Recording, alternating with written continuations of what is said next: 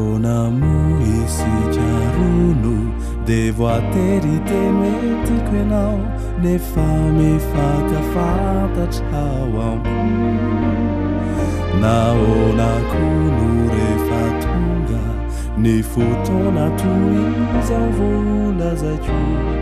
ny fitiavako anao tsy ho voalazako anteny foy raha ny fitiavako anao tsy ho ampy izao fankalazan'izao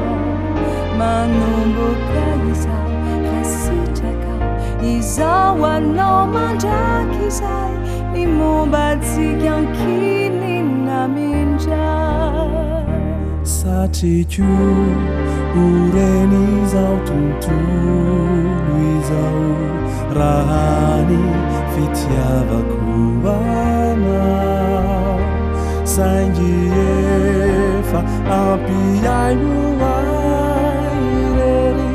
ny bitsiky ny masonao mijery naona moisika rono devo ateriteno etiko ianao nefa mifankafantatrao amiko saingy androany afaiany tiako reny izao rehetra izao ny maripitiavako anao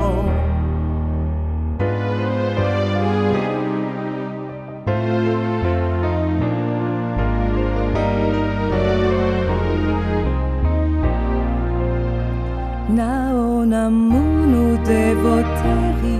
ifanolotra ny peratra fefelano ny vady tao ambo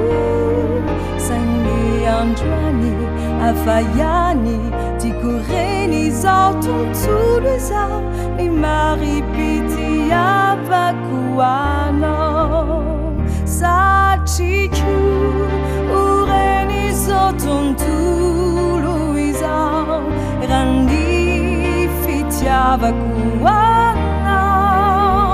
saingy efa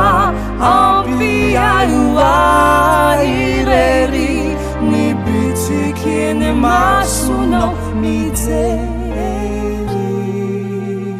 naona moisika rono devo ateriteno etiko ianao nefa mifankafantatrao amiko saingy androany afaiany tiako reny izao rehetra izao ny maripitiavako anao